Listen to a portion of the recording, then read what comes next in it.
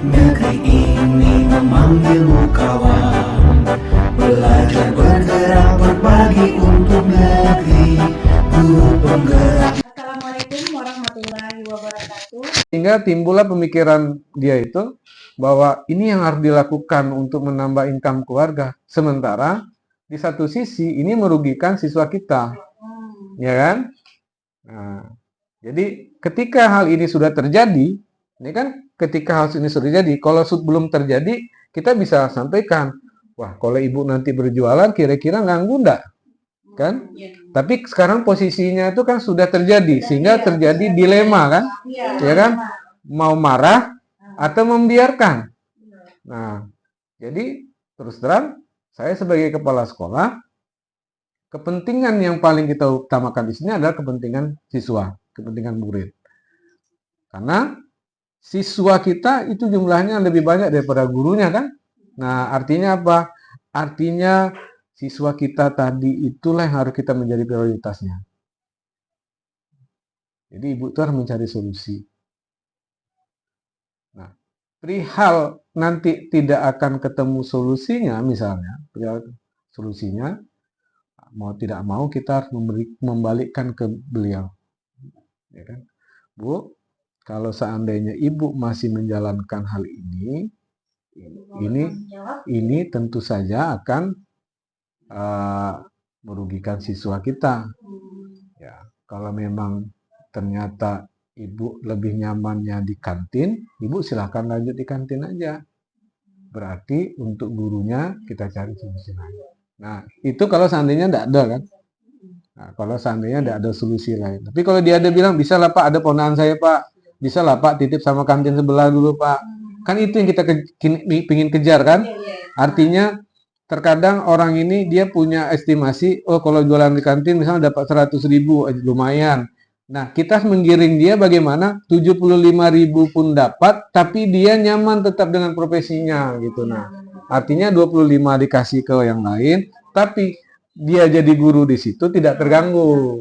Jadi kita yang meyakinkan dia bahwasanya mengeluarkan uang 25.000 itu lebih bagus ketimbang kita yang mengerjakan seluruhnya. Gitu. Jadi balik lagi ke pertanyaan tadi, hal apa yang harus saya lakukan? Yang pertama tadi itu mengidentifikasi. Nah, ya mengidentifikasi.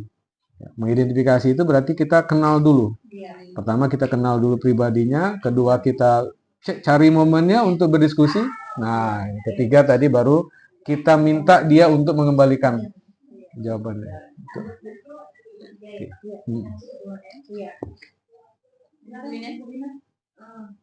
Baik Pak, untuk pertanyaan selanjutnya, sebenarnya ini pertanyaan kedua tadi sudah dijawab. Sudah langsung Bapak jawab. Oh, sudah langsung dijawab ya? Apa tuh? Dijawab ini yang selama ini bagaimana Bapak mengambil keputusan sekolah Bapak. Oh. Pertama untuk kasus-kasus di mana ada dua kepentingan yang sama-sama benar atau sama-sama mengandung nilai kebaikan.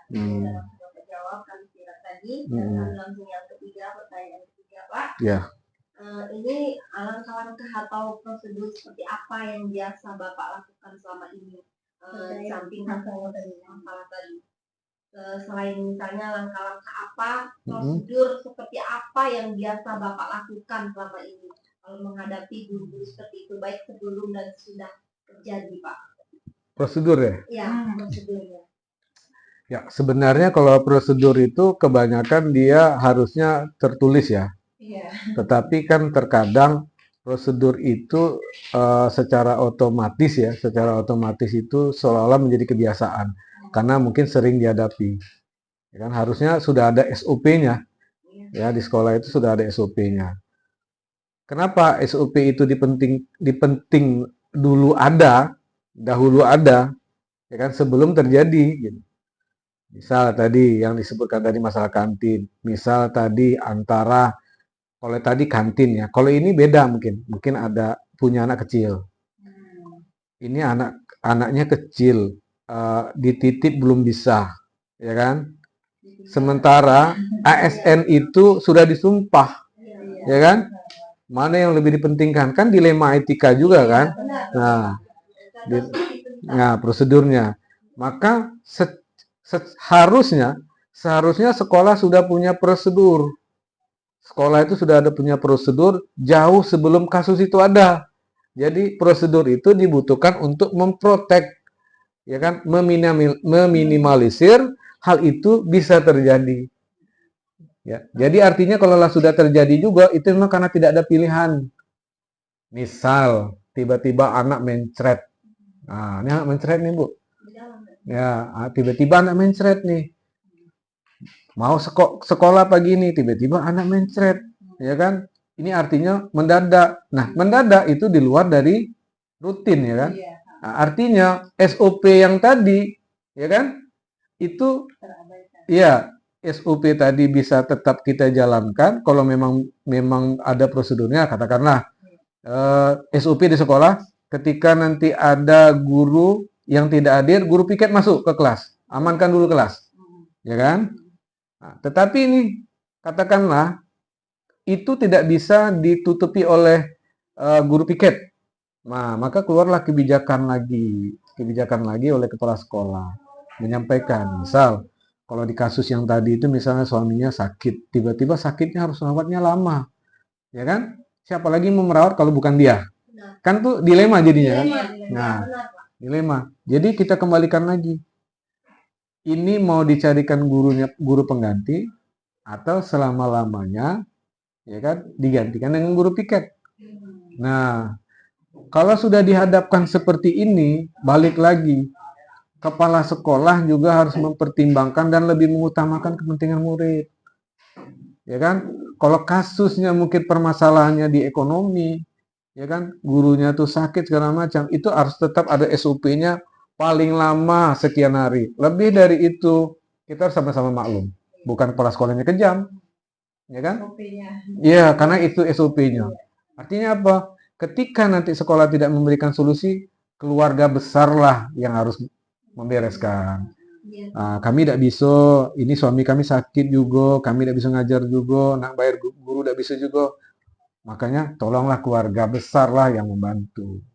Nah, tapi balik-balik juga, SOP harus dijalankan. Ketika nanti sekolah tidak memberikan solusi, keluarga besarlah yang harus membereskan. Kami tidak bisa, ini suami kami sakit juga, kami tidak bisa ngajar juga, nak bayar guru tidak bisa juga.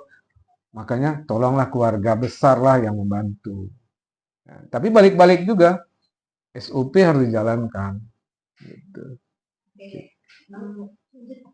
Oke, baik Bapak, tadi Bapak sudah menyampaikan bagaimana Bapak dalam mengidentifikasi permasalahan dilema etika atau pembentukan moral, yaitu dengan melakukan identifikasi, mengenali pribadi guru, kemudian melihat situasi yang pas, baru kemudian melakukan diskusi terhadap guru tersebut.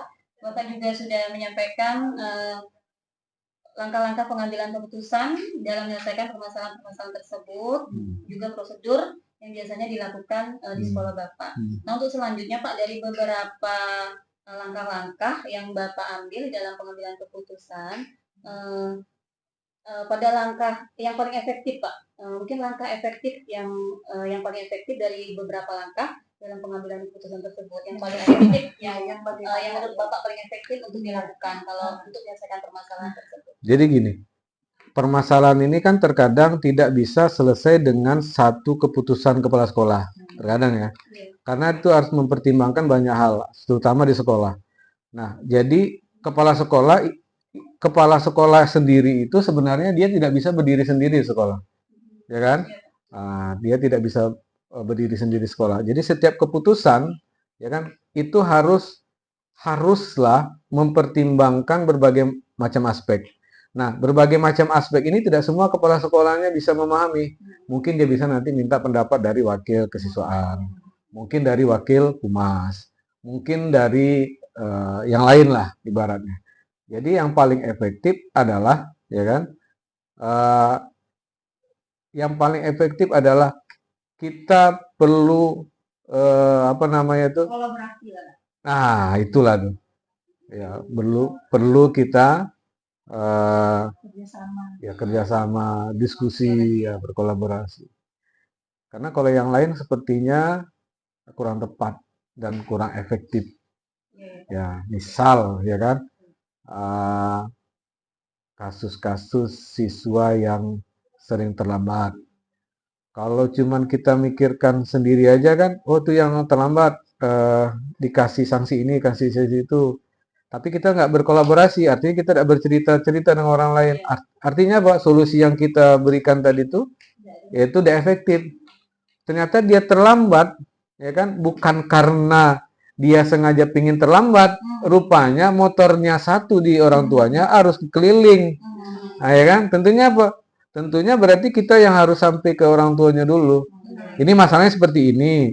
Ini bakalan 3 tahun nih anaknya nanti seperti ini, Pak. Kira-kira apa yang bisa Bapak lakukan? Gitu. Nah, kalau tidak ada juga lagi, ya barulah kita memberikan opsi. Ya kan?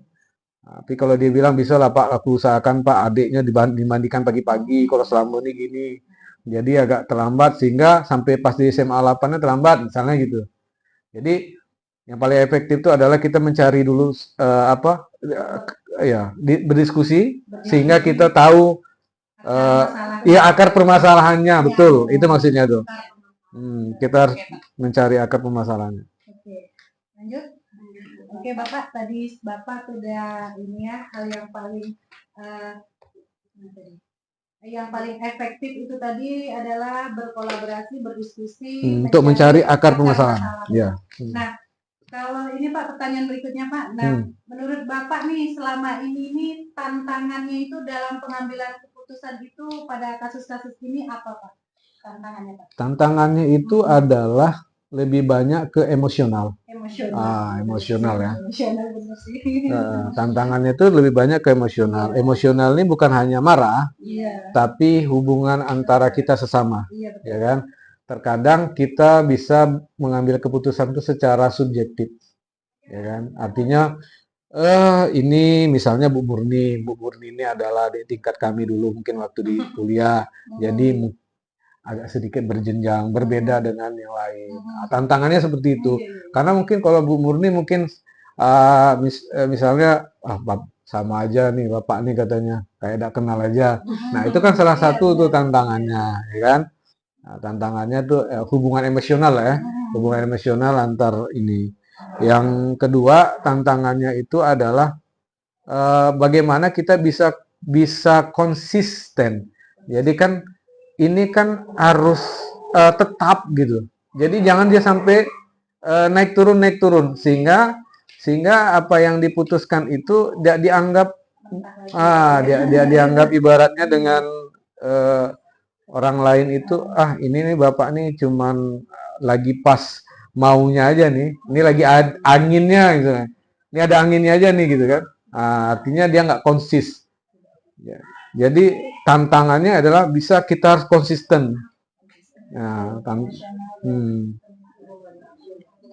iya. Iya, konsistensi kita. Baik Pak, pertanyaan selanjutnya ini ada Bapak ini, apakah Bapak memiliki sebuah tata krala atau jadwal tertentu Pak dalam sebuah penyelesaian masalah etika? Atau apakah Bapak langsung menyelesaikannya di tempat atau memiliki sebuah jadwal untuk menyelesaikannya? Kemudian bentuk atau prosedur seperti apa yang Bapak jalankan? Oke, ini kalau secara saya pribadi itu setiap permasalahan yang timbul itu saya kasih catatan. Jadi kita catat hari ini yang misalnya nih kalau kita lihat di barisan setiap hari Senin, yang sering nggak upacara nih anaknya ini terus, atau katakanlah gurunya nih gurunya, atau katakanlah nih yang sering terlambat misalnya katakanlah TU atau tata usahanya itu, nah itu dicatat dulu. Jadi kita catat dulu sehingga kita tahu mana yang merupakan prioritas. Nah setelah menjadi skala prioritas baru kita coba mana yang bisa lebih kita dulukan. Dan efeknya itu kalau bisa nanti efeknya ngikut. Kalau ini diselesaikan misalnya atau guru datang terlambat, saya sudah datang. Saya bilang, tumben nih, biasa duluan. Mungkin dengan cara seperti itu tidak perlu kita atur jadwal, ya kan? Tidak perlu kita atur jadwal. Jadi kita pilih-pilih dulu mana yang merupakan skala prioritas. Nah, jadi perlu kita pilih-pilih mana permasalahan. Terkadang cuman cukup kita sampaikan secara umum, karena secara umum seperti itu, ya kan? Kita sampaikan di dalam grup WhatsApp, ya kan? Karena pemilihan kasus-kasus itu tentunya kita yang tahu. Ini bisa secara universal, misalnya, secara general. Oh, sampaikan di grup dengan bahasa, ya kan? Dengan bahasa yang bahasanya halus Menyentuh. tapi tegas. Menyentuh gitu, Pak. Bahasanya halus tapi tegas. Mungkin Bu Muri tahu. Sudah sering lihat di grup WA deh, ya kan? Nah, bahkan saya juga di MKKS juga kadang seperti itu juga di MKKS. Seperti tempo hari di PPDB. Bahasa saya di MKKS, di grup MKKS saya bilang, mohon bantuan kepada kepala sekolah SMA 1, SMA 2 untuk anak-anak yang ingin masuk ke SMA 8 karena kami tidak ada PPDB online, mohon dipermudah urusannya. Nah, kalau saya bikin itu jangan dipersulit, kan bahasanya sudah negatif. Nah, saya bikin positif. Nah, gitu. Tapi kan tegas tuh. Jadi mereka jawab, siap katanya. Nah, samalah seperti itu. Jadi kita pilah-pilah. Ya kan, kita pilah-pilah bagaimana kita bisa menyelesaikan permasalahan-permasalahan tersebut. Gitu. Silakan Bu Murni. Intinya sudah bisa dikatakan fleksibel, Fleksibel dan tidak harus dengan kondisi, tidak harus tidak kaku. Nah, iya, betul. Tingkatan permasalahan Betul. paling simpel ya. Simple. Tapi kalau kita nggak tegur, iya, betul, Pak. simple kalau kita nggak tegur, besok yang lain ikut, Iya, ya kan? betul, Pak. Jadi caranya cuman terkadang kita lihat, oh ini tipikalnya kayak gini, kita ginikan aja. Nah, tumben nih gini, basah rambut nih. Padahal kita bergurau, bukan artinya kita mesum ya, bukan. Kita bergurau karena tipikalnya ini kalau diajak seperti ini mau gitu. Nah, ada juga ada yang tipenya berbeda, jangan diajak seperti itu. Iya, ini apa nih, kepala sekolah mesum katanya kan. Nah, makanya kita lihat-lihat mana yang bisa diajak bergurau. Ya, baik Bapak. Selanjutnya dari permasalahan-permasalahan yang biasanya terjadi di sekolah Bapak, adakah seseorang atau faktor-faktor apa yang selama ini bisa mempermudah Bapak atau membantu Bapak dalam pengambilan keputusan tersebut, Pak? Sebenarnya bukan sekolah saya ya, sekolah ibu juga. Iya. Pimpinannya kan Betul, Pak. Oke ya, jadi memang seperti saya bilang tadi, memang dalam rangkaian dalam pengambilan keputusan itu memang salah satunya tadi itu ya, kolaborasi tadi kan, kolaborasi. Nah, orang-orang mana saja yang akan mempermudah pengambilan keputusan itu sebenarnya harusnya bukan person ya, bukan satu atau dua orang gitu kan. Artinya seolah-olah tangan kanan kita gitu. Dan itu justru nanti akan membuat kotak-kotak di dalam suatu lingkungan pekerjaan. Jadi kalau bisa kita memberdayakan semuanya. Kita harus memberdayakan semuanya. Dan bagaimana memberdayakan semuanya? Ya kita lebih fokus kepada potensinya dia gitu. Nah, karena orang akan lebih cenderung mau berbicara dengan kita lama kalau dia memang dia suka di bidang itu. Misal katakan saya cerita tentang masak, ya kan, dengan Bu Nurwaidah, ya kan. Nah, itu beliau akan dengan senang hati bercerita, oh masak tewan tuh gini Pak, masak mie ayam tuh gini. Tapi kalau saya cerita tentang guru penggerak, sebentar aja, oh ya, pulang gitu. Ya kan? Benar kan? Jadi kita harus lihat nih, ini orang nih mau diajak bicara, tapi kita lihat dia sukanya di mana, passionnya kemana gitu kan. Nah, kalau passionnya misalnya tentang masak-masak, jangan diajak tentang serius-serius. Nah, diajak gitu. Kemudian apa yang bisa kita berdayakan dari kemampuan dia? Oh, dia paham tentang masak-masak. Yuk, Bu Ida, nanti kalau ada acara-acara, tolong Bu Ida lah yang ngatur nih dapur. Nah, artinya apa? Satu permasalahan, misal dana kita kurang, tapi kita butuh untuk makan bersama misalnya. Nah, itu bisa terselesaikan.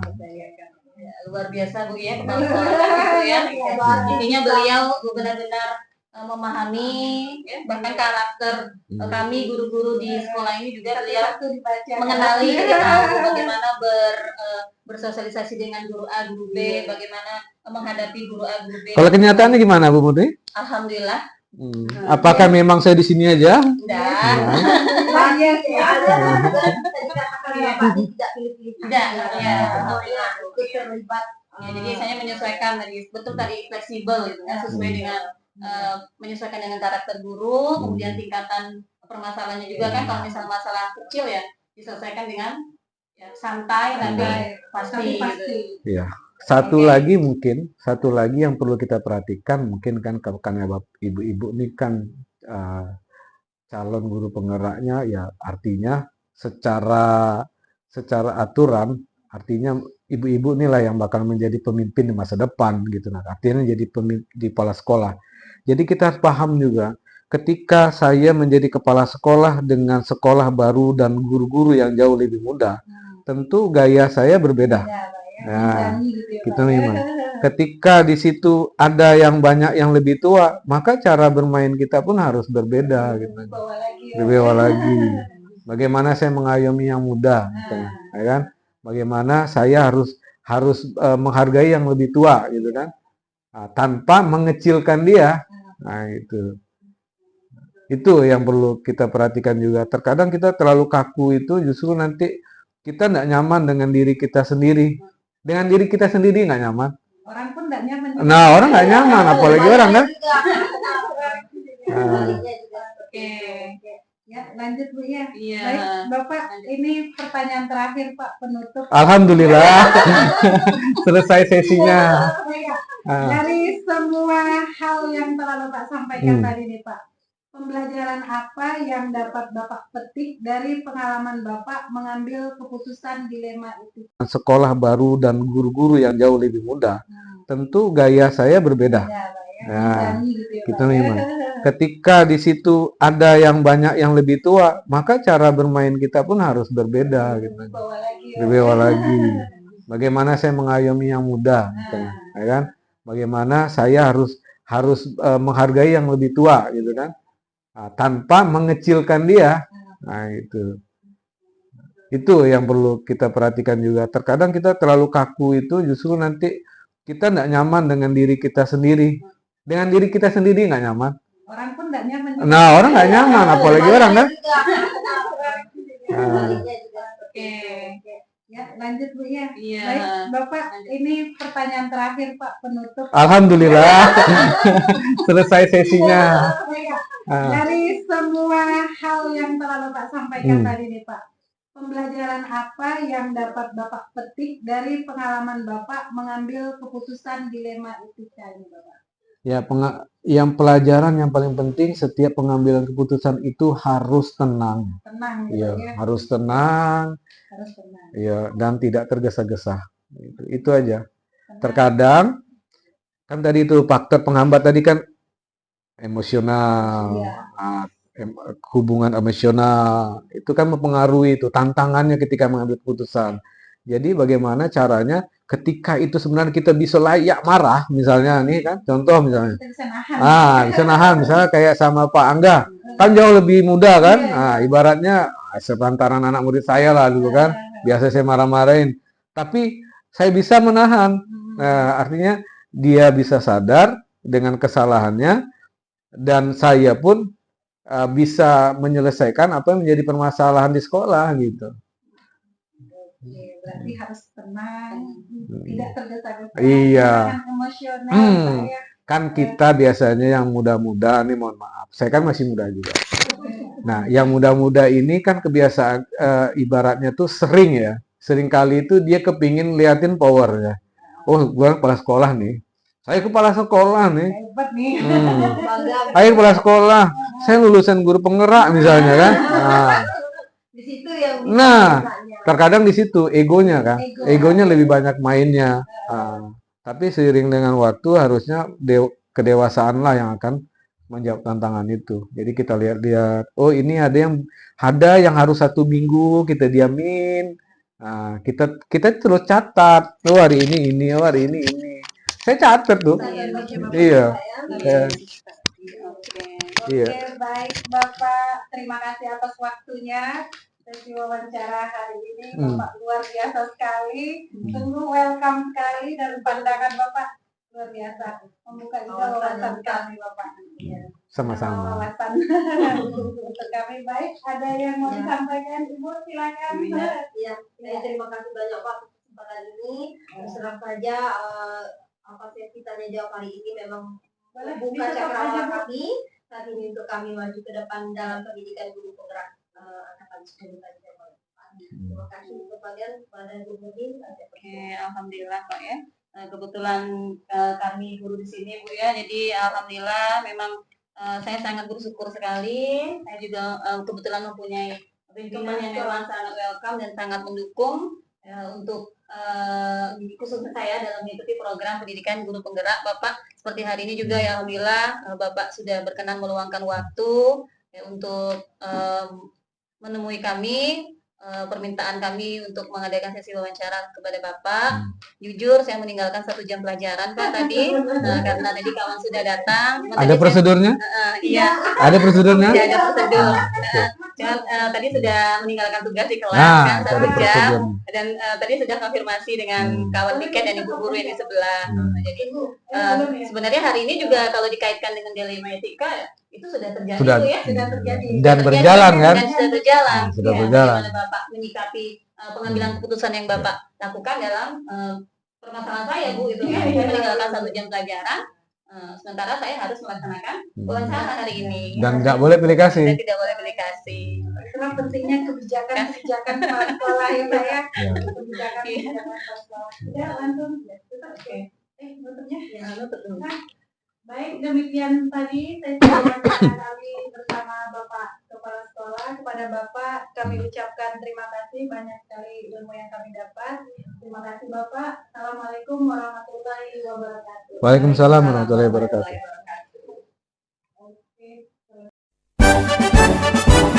Assalamualaikum warahmatullahi wabarakatuh. Waalaikumsalam warahmatullahi Jumpa lagi bersama kami calon guru penggerak Angkatan 10 Kabupaten Tanjung Jabung Barat.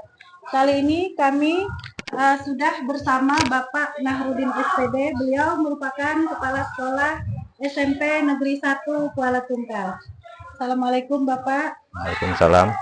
Baik Bapak, terima kasih atas waktunya yang diberikan pada kami. Kali ini kami mendapatkan tugas dari pendidikan guru penggerak untuk mewawancarai kepala sekolah, membahas mengenai bagaimana kepala sekolah mengatasi konflik dilema etika atau bujukan moral yang ada di sekolah Bapak. Nanti akan ada beberapa pertanyaan Bapak. Kita mulai dari pertanyaan pertama. Bapak, selama ini bagaimana Bapak dapat mengidentifikasi kasus-kasus yang merupakan dilema etika atau bujukan moral Bapak?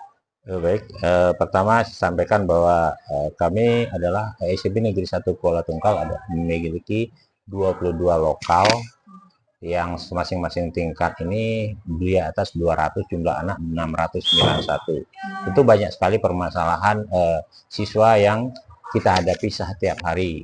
Dan yang kami sudah identifikasi bahwa sekitar 5% anak-anak ini termasuk dalam keadaan bermasalah, sekitar 30-an anak. Nah, untuk mengidentifikasi awal permasalahan karakter anak, kami mempunyai aplikasi report pelanggaran yang digunakan untuk mengetahui apa saja yang dilakukan anak. Seperti ini pelanggaran. Dan dari pelanggaran ini kita ketahui anak-anak yang terlambat atau tidak masuk, ada jumlah siswa di sini, bahwa siapa saja anak-anak yang terlambat, yang tidak masuk, ada poinnya masing-masing. Dan apabila anak sudah melakukan pelanggaran sampai poinnya di atas 200, orang tuanya kita panggil, anaknya kita panggil dulu di hari-hari pertama. Di sini kami ada guru BK yang khusus untuk mengupload kesalahan-kesalahan dia per hari, baik dia keluar atau dia sakit pada hari itu, tetapi tetap di the point, ada yang 10, ada yang 20. Nah, apabila sudah 200 itu sudah peringatan pertama, orang tuanya dipanggil untuk menyatakan masalahnya, bisa saja rambut panjang, berkelahi dan sebagainya. Dan ada guru BK yang khusus mendata. Kami ada 4 orang guru BK. Jadi guru BK itu ada yang masalah kelas 1, kelas 2, kelas 3, ada yang global untuk melaporkan pelanggaran. Inilah antisipasi kami untuk mengatasi pelanggaran. Ada yang 2 hari atau 3 hari tidak masuk, sudah ada home visit dari guru BK-nya. Sehingga bisa dikatakan hampir tidak ada anak sempat tidak naik di sini. Karena sebelum tidak naik sudah harus diselesaikan permasalahannya. Mungkin sudah harus keluar, atau karena apabila pelanggaran sudah 500 poin, itu sudah aba-aba bagi orang tuanya bahwa anak ini akan dipindahkan di seri sekolah lain. Kalau sudah 800, berarti mutlak dia pindah, jangan sampai 0. 500 itu sudah orang tuanya sudah dikasih aba-aba untuk orang tuanya. Sampai 800 poinnya berarti siap-siap untuk pindah. Sehingga kadang-kadang ada orang tua mengatakan, kami siap aja di sini. Nanti kalau kelas pas naik-naikan aja kami pindah. Kita kasih perjanjian itu. Kadang-kadang dia sudah siap dulu, sudah mau pindah. Karena dia sudah tahu daripada tidak naik.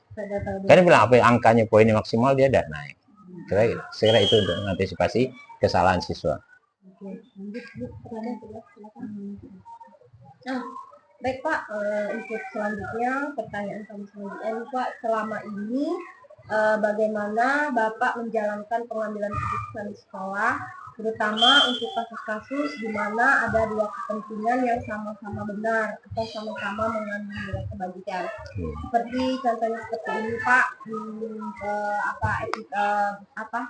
ketika keputusan kita di sekolah seperti ada seorang guru honorer di sekolah Bapak, ini seperti contoh kasus Pak ya, dia tidak mencukupi kebutuhan untuk kebutuhan hidupnya, lalu dia berjualan di sekolahnya, kemudian di samping itu dia mengajar Pak, tapi di sela-sela mengajarnya juga 10 menit menjelang dia mau mengajar, setelah selesai pembelajaran dia langsung pergi cepat-cepat ke kantin. Kemudian juga kalau sebelum pembelajaran dimulai dia langsung anak-anak itu sudah pada jajan-jajan di waktu sebelum masuk sekolah. Jadi bagaimana menurut Bapak, pendapat Bapak menyelesaikan kasus seorang guru tersebut itu seperti contoh kasus etika moral, sama-sama benar, di satu benar juga dia harus benar juga mengajar. Jadi sama-sama benar. Adakah contoh kasus yang lain di sekolah Bapak dan apa tindakan Bapak menghadapi kasus tersebut? Untuk guru, kepentingan guru, ada kasus-kasus kepentingan yang berdampingan atau bersamaan. Misalnya ada guru yang keluarganya sakit pada hari yang sama, kami sudah mengasih toleransi untuk menggantikan dengan guru yang lain, wajib menggantikan guru yang lain, dan pada saat itu dia wajib mengganti transport guru yang menggantikan itu, dan itu sudah wajib dilakukan, sudah terbiasa dilakukan. Kemudian kita hanya mengasih toleransi untuk waktu masuk adalah 5 menit, dan kita akan checking ke lokal siapa yang guru yang terlambat. Kita umumkan pakai WA atau mic di sini bahwa tolong 8A lokalnya kosong, tolong diantisipasi. Dan setiap permasalahannya maksimal, kami ada kombel yang setiap hari Rabu kami bahas itu lokal-lokal mana yang guru-guru kurang intens, dan kita akan kasih gambaran kesepakatan bahwa hal-hal yang ini tidak bisa menjadikan kebudayaan supaya tetap dikurangi, dan kita hanya memperingatkan karena bagaimana juga tekanan disiplin, dan arti kami adalah bukan disiplin militer, yaitu ketaatan akan ketentuan yang berlaku, tetapi kita membiasakan keikhlasan, kerelaan untuk mengikuti ketentuan yang berlaku. Maka kita memberikan peringatannya berulang-ulang. Insya Allah kegiatan itu sudah berlangsung dan lama, dan tetap ada, cuman semakin sedikit. Karena kita tidak menggunakan paksaan disiplin harus seperti ini, tetapi berdasarkan dari kesadaran diri mereka. Toleransi, kita beri waktu 5 menit, dan secara umum guru menyadari akan tugas masing-masing. Oke, lanjut silakan. Langkah-langkah, sudah dapat ya langkah-langkah, langsung dapat jawaban ketiga. Baik Bapak, pertanyaan selanjutnya, dalam menghadapi permasalahan-permasalahan tersebut yang terjadi di sekolah, biasanya hal-hal apa saja yang selama ini Bapak anggap yang paling efektif itu di dalam pengambilan keputusan untuk menyelesaikan permasalahan-permasalahan yang terjadi, Pak? Ya, Kalau masalah siswa atau guru gitu? Biasa dengan siswa dan dengan Iya. guru. Ambil satu contoh kasus saja Pak. Iya. Misalnya siswa, kita sering melakukan kegiatan, anak-anak sering sudah melakukan kesalahan, misalnya dia berkelahi, kemudian kita panggil di BK dan kita panggil orang tuanya dan kita kasih tahu bahwa apabila sudah perjanjian berikutnya maka anak ini akan dieksekusi. Dan biasanya kalau dia ketiga, kami eksekusi pertama sekali, kami eksekusi adalah kami skor dia tidak sekolah 4 hari atau 3 hari. Setelah skor itu sekali melakukan, dia harus pindah ke sekolah lain. Sehingga rata-rata kita kasih tahu dalam pengumuman, setiap kita menghandle anak hampir setiap saat. Informasi itu habis total. Kami ada Kamis Bestari. Dari Kamis itu guru seperti hari ini kita menyampaikan informasi tentang kesalahan anak. Ada Jumat berseri. Jadi hari Jumat itu juga kita bisa menghandle anak. Ada Sabtu berlian. Nah, di Sabtu berlian itu juga kami menghandle anak. Jadi anak-anak apa yang kasus-kasus urgen itu tetap kita sampaikan. Bisa anak-anak itu diingatkan bahwa di sekolah ini tidak harus perpisahan di kelas 3. Bisa saja perpisahan di kelas 1, di perpisahan di kelas 2. Berarti dia harus berpisah dengan kita. Kalau dia mau bertahan di sini, berarti dia harus mengikuti ketentuan yang berlaku di sini. Dan di kelas itu juga guru sudah wajib membuatkan kesepakatan kelas. Tidak saja kesepakatan sekolah, juga ada kesepakatan kelas yang harus ditaati. Sehingga memang banyak ketentuan dan ada kita di kelas di awal-awal ini biar anak-anak baru datang tuh biasanya yang kenakalan tingkat tinggi, biasanya anak-anak SD kan nakal kan, anak-anak yang biasanya ada orang tuanya guru yang bisa semena-mena terhadap kawannya, kadang meludahi, kadang mukul. Itu sudah kita tekan dari awal sehingga kita lihat ada pernah anak-anak di sini yang begitu ekstrim kenakalannya 3 hari berturut-turut. Setelah itu orang tuanya datang, gurunya bapaknya datang, kemudian kita sampaikan dan kita sampaikan kesalahan yang ada. Sekarang dia menjadi anak yang pendiam, sebenarnya nggak bagus juga. Tetapi gimana pun juga teman-temannya menjadi terancam kalau dia tetap nakal. Jadi kita kasih tahu saja jadi anak baik juga dia akhirnya jadi pendiam. Dilema juga kita tidak boleh juga memukul mental anak. Tetapi kalau dibiarkan yang lainnya kena mental semua sama dia, memang betul-betul liar anaknya. Ada anak yang berkebutuhan khusus betul-betul liar, dia mukuli orang, dia kan. Tapi itu berarti berubah drastis loh, berubah dia karena kalau dia sudah dipanggil orang tuanya, dipanggil itu kasih tahu, kamu bisa contohnya gini, sudah takut dia sudah baik. Ada yang pendiam sekarang ke anaknya, jadi kita kasihan juga jadi kan, jadi anak pendiam, jadi sekolah ya. Dia takut mungkin mau dia pindah, kan? Tapi dia betul-betul ekstrim kenakalan anak sekarang banyak yang ekstrim. Tapi di dalam kegiatan belajar Pak, ada pengaruhnya ada Pak? Maksudnya dari yang aktivitas dia yang sikap dia yang awalnya mungkin dia arogan misalnya mungkin kan terus berubah menjadi pendiam. Dari dia dalam menyerap materi gimana Pak? Dari guru-guru mapel menjakannya biasa saja. Tapi kan biasanya dia anak-anak yang kayak gitu kadang-kadang memang tidak menonjol. Dia cuma nakal aja. Dia cuma nakal aja jadi pendiam jadi aman. Ya kan? Cuma nakal. Ya gitu. Itu kenakal yang ekstrim. Kemudian solusi apa lagi tadi permasalahannya? Ya ini yang paling efektif. Paling efektif. Iyalah bekerja sama dengan orang tua, teman-temannya. Karena kami juga ada pengaduan.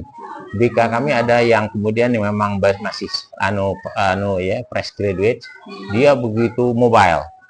Sehingga hampir tidak ada waktu anak-anak itu istirahat, dia keliling. Padahal pulang pun kadang-kadang nangkap anak yang berkelahi di pojok sana. Kadang-kadang ada kan memang mutar. Pas sholat, mana yang sholat main-main, Pak Fajar tunggu di belakang dulu, mana yang main suruh sholat ulang. Iya kan? Suruh ulang. Siapa yang bermain-main pada saat dia terlambat dulu sebentar sholatnya, mana yang main kan nanti suruh ke belakang sholat baris ulang.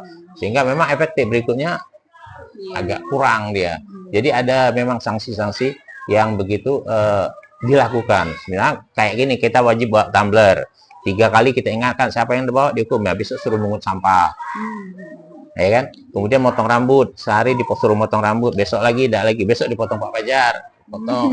Tapi secara umum kalau yang kayak gitu dia ikhlas. Makan dia minta tambah, yang ini lagi Pak, yang ini lagi. Kayak gitu kan. Jadi dia senang. Ya, jadi dia peringatan yang berulang-ulang. Jangan langsung berikan sanksi, tetapi dikasih waktu baru dikasih sanksi. Ya. Paham jadi Pak ya? Ya. Kayaknya menarik sekali Pak ya, apa prosedur yang paling efektif yang Bapak lakukan di sekolah.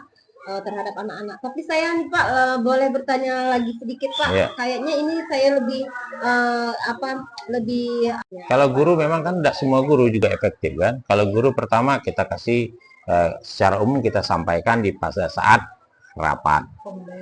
Rapat tadi rutin. Berulang kita sampaikan lagi. Ada surat perjanjiannya, ada di surat perjanjian. Bila melakukan 3 kali permasalahan yang walaupun berbeda, kita buat perjanjian di atas materai. SOP-nya ya. Iya, ada SOP-nya ada. Nanti kalau mau belum ada brosurnya Bu Firna. Apabila dia berulang 1 kali aja, kita laporkan ke dinas Pak Triyono. Dan Pak Triyono pernah kami antarkan sekali, Pak Triyono kasih sama kita bahwa ada etikat baik untuk merubah perbuatannya.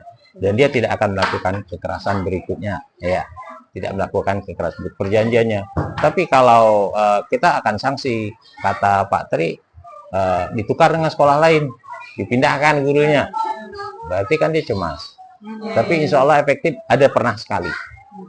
Ya kan, ada pernah sekali. Berarti kan kita buat kesepakatan di sini tidak cukup dengan kita minta instansi dinas Biar lebih pendidikan. kuat Pak ya. Iya, lebih kuat. Kita sepakati juga bahwa Pak tolong dibina ini. Nah, sudah. Nanti dia datang sendiri. Iya, iya. Oke, baik. Baik Bapak. Nah, selama mengatasi dilema itu termasuk yang anak-anak, guru. Nah, selama ini ada tidak Bapak tantangannya dalam pengambilan keputusan itu Bapak? Tetap ada.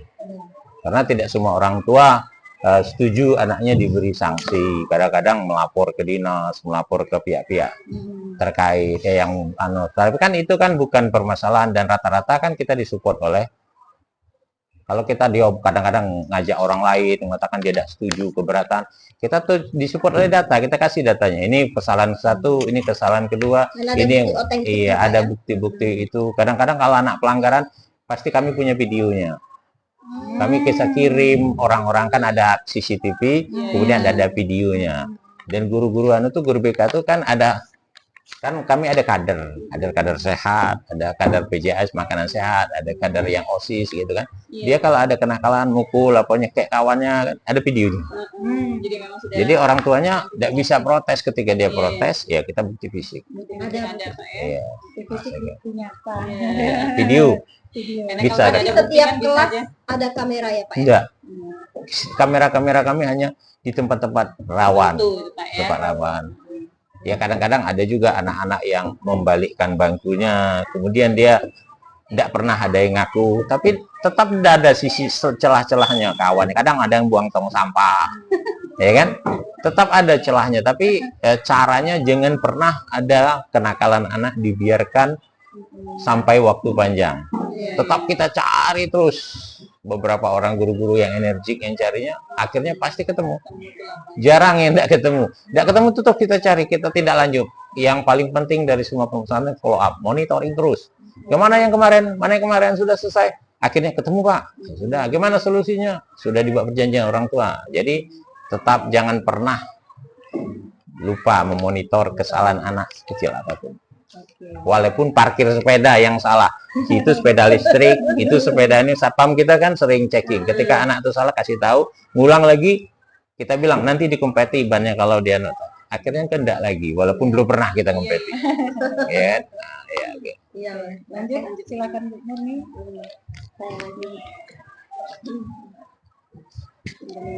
Baik Pak, untuk pertanyaan selanjutnya Pak, ini ada 3 pertanyaan lagi Pak. Yang satu saya akan bertanya Pak ya. Apakah Bapak memiliki sebuah tata kala atau jadwal tertentu dalam sebuah penyelesaian kasus dilema etika? Dan apakah Bapak langsung menyelesaikan di tempat atau memiliki sebuah jadwal untuk menyelesaikannya? Bentuk atau prosedur seperti apa yang Bapak jalankan?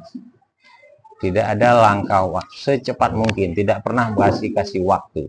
Setiap ada permasalahan tetap harus dicari sampai dapat. Kalau tidak dapat terus saja dicari. Pernah kami mencari anak yang membalikkan bangku di lokal dia, dijungkiri baliknya. itu sampai 4 hari ketemunya karena tidak ada yang ngaku, dia agak kuat mentalnya kan. Kelas lain tidak ada yang ngaku, padahal sore itu malah harinya besoknya Minggu kan. Karena ada foto kita cari terus sampai ketemu dan dia berniat akan perbaiki. Jadi tidak ada waktu tapi cari terus. Hari itu dapat data hari itu karena Berarti kan langsung Pak ya, langsung tidak ada pernah menunggu karena kalau nunggu lupa. Iya. Berarti Tidak tidak pernah. tergantung jadwal Tidak dalam ada menyelesaikannya Pak ya. secepatnya di Kombel itu putusnya tuh di Kombel itu kalau Cepat tidak ketemu langsung diselesaikan. di Jadi hari jika Rabu. ada kasus-kasus yang rawan atau mungkin kasus-kasus yang harus cepat diselesaikan, langsung diselesaikan Tidak hari ada itu, waktu Pak. ya. Tidak ada waktu Secepat lain, mungkin. secepat mungkin Pak Iya. ya. Pasti tidak terjadwal tidak juga Tidak, Pak ya. iya. Oke, terima kasih Pak. Oke. Berarti tidak terjadwal Iya, ya. karena Tidak kalau terjadwal. misalnya nunggu jadwalnya tiap Kombel Rabu bakal kelamaan Pak ya. Iya, ada Sedangkan secepat masalah kan mungkin. harus diselesaikan secepat mungkin gitu. Oke. Terima kasih Pak. Dan selanjutnya untuk 2 pertanyaan lagi. Oke. Nah, selanjutnya nih Pak, dalam menghadapi permasalahan-permasalahan yang terjadi di sekolah, adakah seseorang atau faktor-faktor yang mungkin selama ini membantu Bapak dalam pengambilan keputusan sehingga membantu menemukan solusi atau mempermudah dalam menemukan solusi untuk mengambil sebuah keputusan dalam penyelesaian masalah tersebut, Pak? Iya.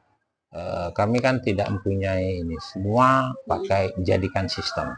Semua sistem. Jadi berarti ketika siswa ada kesiswaan, tapi tidak menutup kemungkinan kurikulum bisa bantu. Ketika kurikulum bermasalah, guru kesiswaan bisa bantu. Dan sentralnya kesiswaan, kurikulum, sarana, BK, semua bekerja sama dan tidak mengatakan ini tupoksinya si A, ini tupoksinya si B. Berkolaborasi Ya, Pak, semua ya. kerjasama.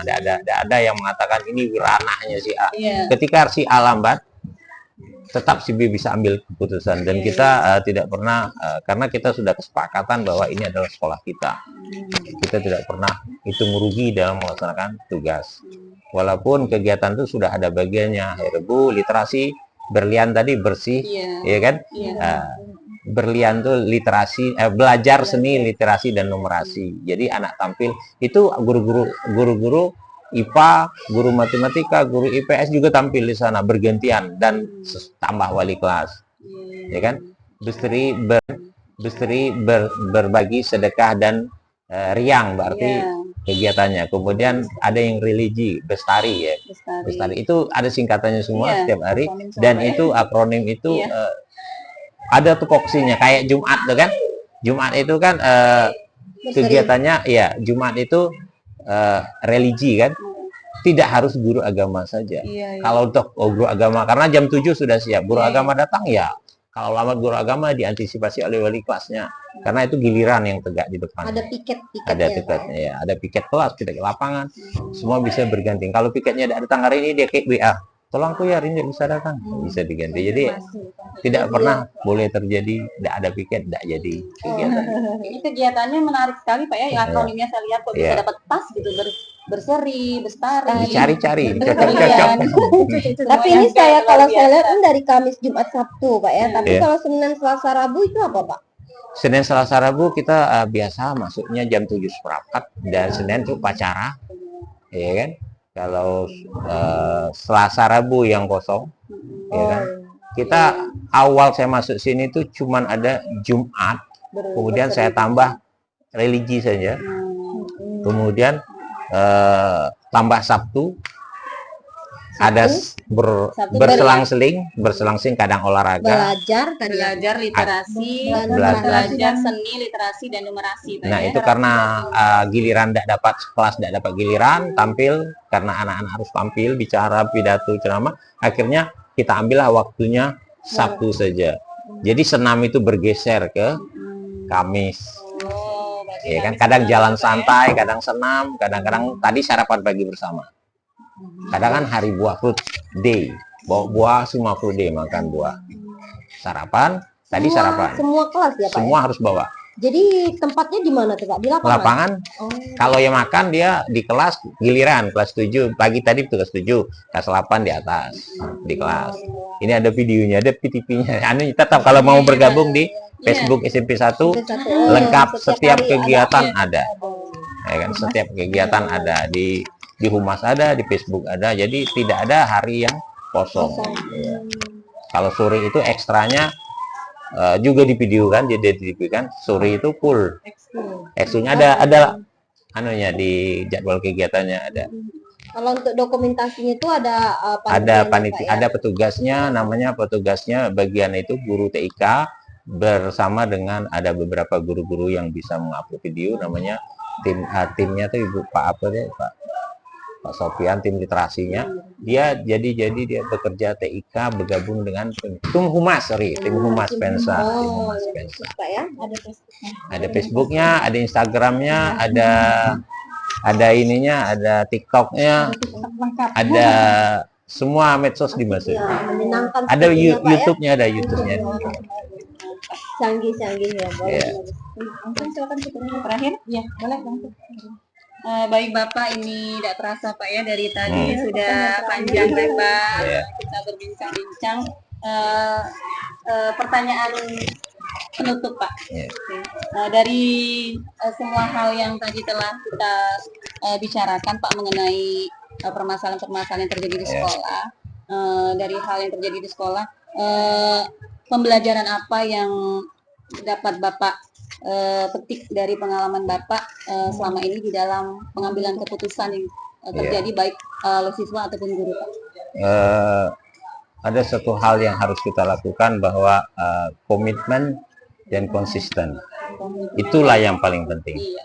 Ketika kita melakukan, kita rencanakan, kita lakukan, harus kita monitoring. Tidak bisa kita berbicara tentang teori aja, setelah rapat tidak selesai. Iya. Selesai di rapat, kita harus selesai di monitoring dan kita evaluasi terus. Tidak pernah ada kata selesai. Plan dusi terus. Planning, ya. Rencanakan, laksanakan, evaluasi. Terus karena tidak pernah selesai.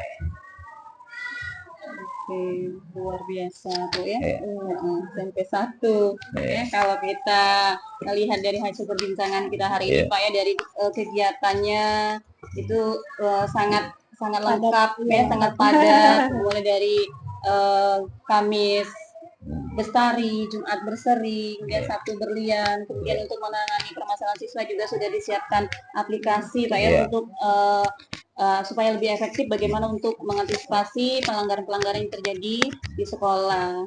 Baik Bapak, terima kasih banyak atas waktu yang telah Bapak berikan hari ini, bersedia menemui kami.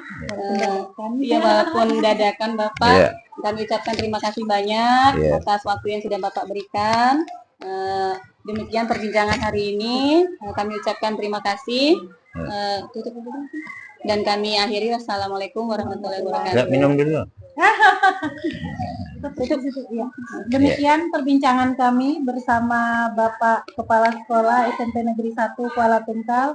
Wassalamualaikum warahmatullahi wabarakatuh. Waalaikumsalam. Kalau ini kan ini aplikasinya kami itu semua orang bisa nih. Orang tuanya bisa aplikasi ini. Orang tuanya. Assalamualaikum warahmatullahi wabarakatuh. Waalaikumsalam. Bertemu lagi dengan kami CGP Angkatan 10 Kabupaten Tanjung Jabung Barat. Perkenalkan, saya Linda Sriwulan dan rekan saya Murni Indrawati dan rekan satunya lagi Ibu Nopa Apniati SPD. Nah, pada kesempatan ini kami akan mewawancarai Kepala Sekolah SDN Negeri 18 Terima Kuala Tungkal dalam rangka tugas CGP Modul 3.1 pengambilan keputusan berdasarkan nilai-nilai kebajikan. Baik, dalam kesempatan ini ada Bapak Kepala Sekolah SDN 18 Terima Kuala Tungkal yaitu Bapak Inan Saputra SPD. Selamat pagi Pak. Pagi. Baik Pak, di sini kami ada beberapa pertanyaan dari tugas calon guru penggerak Angkatan 10 Tanjung Jabung Barat. Langsung saja Pak untuk pertanyaan yang pertama. Baik Pak, selama ini Pak bagaimana Bapak dapat mengidentifikasi kasus-kasus yang merupakan dilema etika atau bujukan moral Pak? Ya. Ya, terima kasih kepada Ibu Winda sudah mengajukan pertanyaan tentang bagaimana mengidentifikasi kasus yang merupakan dilema etika atau bujukan moral. Ya. Baiklah, kami bisa tahu jika ada suatu kasus atau permasalahan, ya, atau situasi di mana kepentingan itu sangat bertentangan. Contoh di lapangan ada siswa terlambat masuk sekolah. Ini setiap harinya terlambat siswa tersebut. Kemudian di mana siswa itu mempunyai kepentingan pribadi, kemudian sangat bertentangan sekali dengan aturan yang ada di sekolah. Itu yang pertama. Yang kedua, kasus di mana anak itu berkelahi, padahal masalahnya sepele, dan lain-lain. Itu. Saya rasa itu jawabannya. Oke. Baik Pak, untuk pertanyaan selanjutnya akan diwakilkan kepada teman saya, Ibu Murni Indrawati. Terima kasih. Baik Bapak, dari permasalahan dilema etika yang terjadi di sekolah, tadi Bapak mengatakan ada kasus siswa terlambat, kemudian juga ada kasus anak berkelahi ya Pak. Ya. Kemudian yang ingin saya tanyakan, bagaimana selama ini Bapak dalam mengambil keputusan untuk menangani permasalahan-permasalahan tersebut Pak? Dimana tadi kan kalau saya dengar alasan siswa terlambat tadi, dia mempunyai alasan pribadi yang akhirnya menyebabkan dia selalu terlambat setiap hari ke sekolah. Iya. Baiklah, terima kasih. Jadi dengan adanya kasus tersebut, kami atau pihak sekolah biasanya kami mengundang atau memanggil beberapa orang yang berkepentingan atau pengelola sekolah atau tim yang ada di sekolah. Begitu mengadakan diskusi, kemudian untuk mempertimbangkan semua sisi masalah dan dampaknya, negatif dan positifnya. Kemudian kami berusaha mencapai kesepakatan tersebut ya bersama-sama supaya keputusannya nanti bisa adil untuk semua, begitu. Kedua belah pihak lah. Saya rasa begitu. Oke Pak. Selanjutnya silakan Bu Winda. Oke. Untuk pertanyaan selanjutnya akan diwakilkan kepada Ibu Nova Yunati. Silakan Bu Nova. Baik Bapak, nah selama ini Pak, Bapak menangani kasus-kasus ini Pak, nah menurut Bapak nih hal-hal apa saja nih Pak yang Bapak anggap efektif dalam pengambilan keputusan terhadap kasus-kasus tersebut Bapak? Iya, terima kasih. Yang paling efektif adalah melibatkan tentunya berbagai unsur atau orang untuk mengambil keputusan. Berkomunikasi dengan jelas dengan tim yang ada di sekolah, kemudian mengacu kepada aturan-aturan yang ada di sekolah. Nah, seperti itu. Aturan yang ada di sekolah. Tapi menyangkut dengan SOP juga Pak ya. Iya. Di sekolah ditentukan, jadi mengacu kepada peraturan tersebut tentang memanusiakan kemanusiaan begitu. Iya. Selanjutnya Pak, untuk pertanyaan berikutnya, hal-hal apa saja yang selama ini merupakan tantangan dalam mengambil keputusan pada kasus-kasus dilema etika. Ini kan maksudnya Pak, ke dalam kasus-kasus yang terjadi di sekolah, tentunya Bapak mengambil keputusan itu harus tadi dengan bijaksana tentunya Pak ya. Tapi tidak terlepas dari itu banyak tantangannya Pak. Nah, kalau kita ambil keputusan itu, apa yang akan terjadi, dampaknya apa, perlu kita pertimbangkan seperti itu Pak ya. Nah, jadi apa tantangan dalam mengambil keputusan Bapak pada kasus-kasus dilema etika Pak di sekolah Bapak? Iya, terima kasih. Tantangannya tentunya termasuk di konflik kepentingan tentunya termasuk dalam konflik kepentingan antara pihak-pihak yang terlibat, kedua belah pihak. Kemudian ada juga terkadang tekanan dari luar juga ya. Kemudian ketidakpastian di dalam memilih keputusan yang tepat. Kadang-kadang sulit untuk membuat keputusan yang diterima oleh kedua belah pihak. Itulah tantangannya biasanya. Lalu bagaimana Pak untuk mengatasi tantangan tersebut? Untuk mengatasi tantangan tersebut, kami mempunyai tim,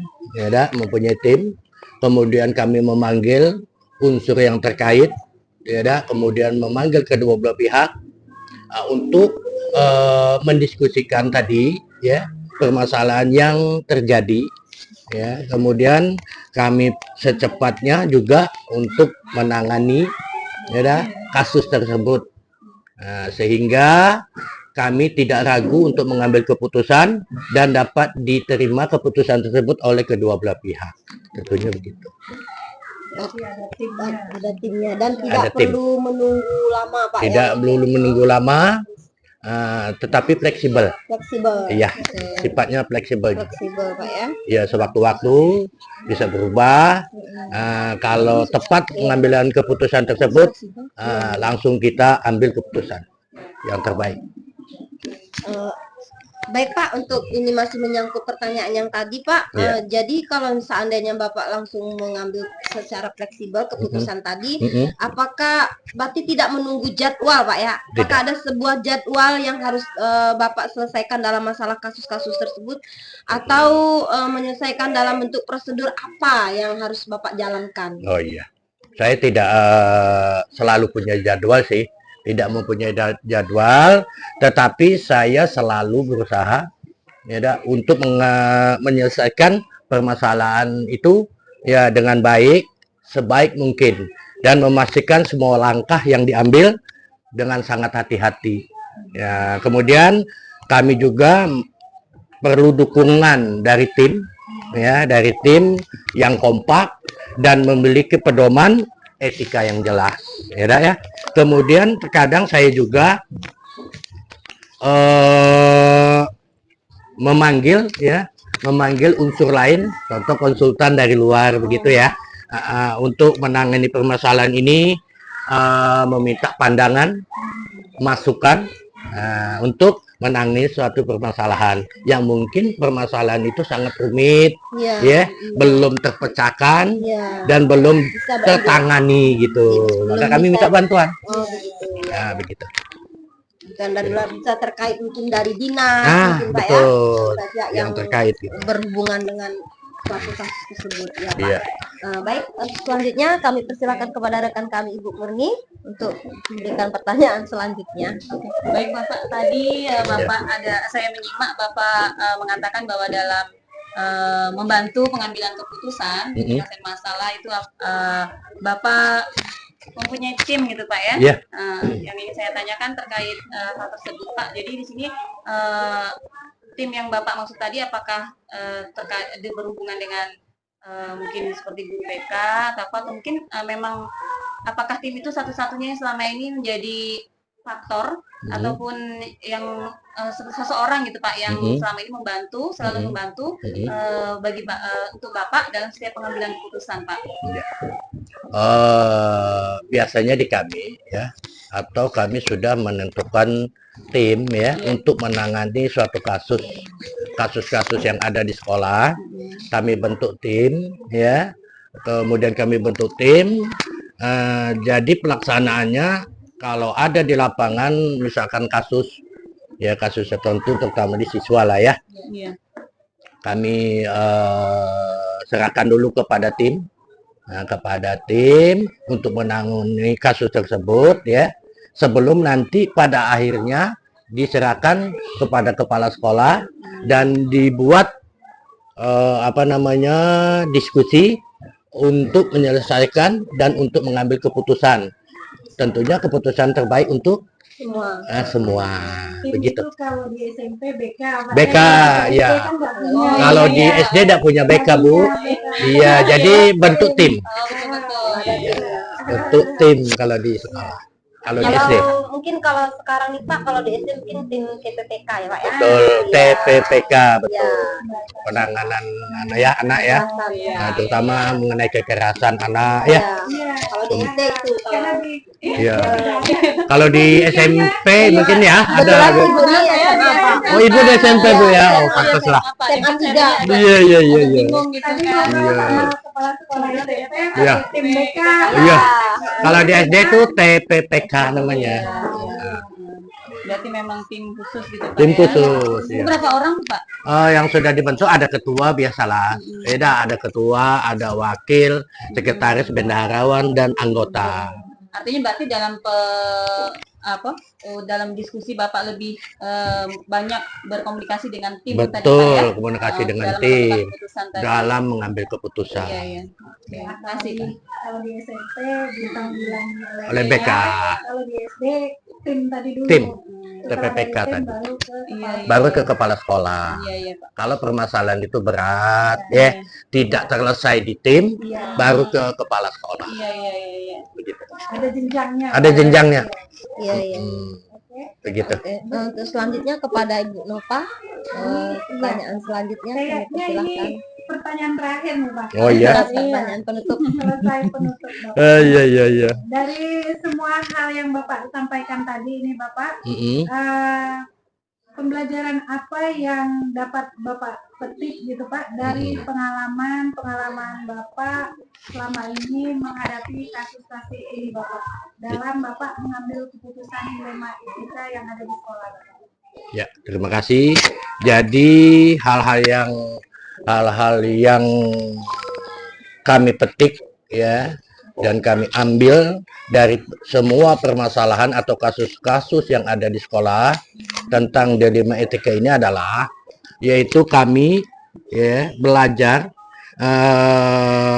bahwa keterbukaan komunikasi antar ya kepala sekolah atau yang terkait yang ada di sekolah itu sangat penting sekali di dalam mengambil keputusan ya. Kemudian kami juga mempertimbangkan semua aspek nih yang ada dampaknya dari keputusan tersebut ya, tentang negatif positifnya dari keputusan. Kemudian kami juga selalu fleksibel di dalam ya menyesuaikan keputusan yang kami ambil. Nah, begitu. Iya, sudah fleksibel. Oke, baik Pak. Terima kasih atas jawaban Bapak yang sudah Bapak berikan kepada kami dalam wawancara ini. Semoga dapat bermanfaat bagi kita, teman-teman. Untuk selanjutnya kami akhiri pada sesi ini Pak. Terima kasih banyak pada kesempatan ini dan saya pamit undur diri. Rekan-rekan saya juga pamit undur diri Pak. Baiklah, terima kasih Pak atas kesempatannya. Demikianlah wawancara kami kepada Kepala Sekolah SDN 18 Keprima Kuala Tungkal dalam kesempatan ini dan kami akhiri. Wabillahi taufiq wal hidayah. Wassalamualaikum warahmatullahi wabarakatuh. Waalaikumsalam warahmatullahi wabarakatuh. Analisis dan refleksi hasil wawancara bersama 3 kepala sekolah.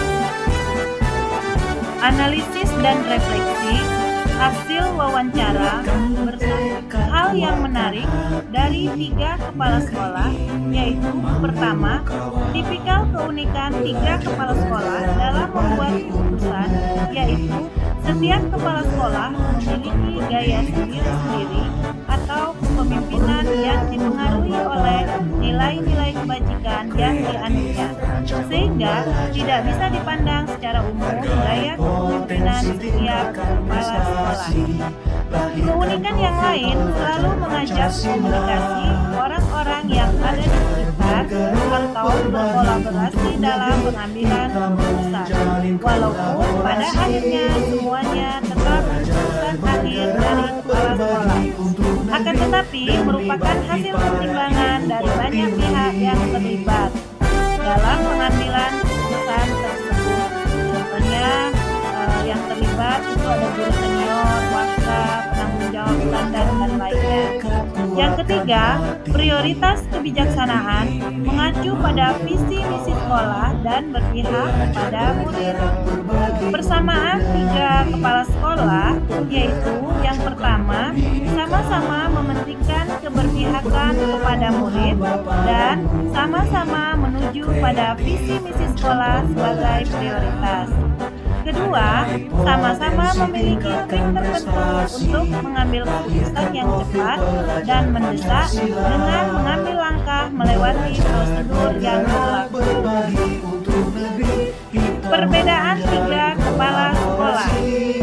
Pak Nahrudin, kepala sekolah SMP 1 Kuala Tunggal, mengambil keputusan sesuai catatan aplikasi perilaku siswa dari Guru BK, di mana setiap anak diberi poin 1000 kebaikan. Jika ada anak yang memiliki kasus, maka poin akan berkurang dan siap untuk diberi tindakan. Hal ini sudah disepakati dan disosialisasikan kepada orang tua siswa. Sedangkan Pak Ari Gusman dan Pak Inan Saputra, pengambilan keputusan sesuai dengan mekanisme yang berlaku di sekolah dan lebih mengutamakan kolaborasi sesama guru dan masyarakat sekolah. Kesimpulan analisis. Hal yang muncul saat wawancara adalah ketiga kepala sekolah memiliki cara tersendiri untuk menyelesaikan permasalahan, namun tetap berpijak pada nilai-nilai kebajikan serta berkolaborasi dengan masyarakat sekolah dan tim yang telah dibentuk di sekolah. Kesimpulan analisis, ketiga kepala sekolah tersebut sama-sama mengambil keputusan dengan paradigma rasa keadilan lawan rasa kasihan dengan prinsip berpikir berbasis rasa peduli. Namun, dalam pengambilan keputusan belum ada prosedur yang menggunakan 9 langkah pengambilan dan pengujian keputusan.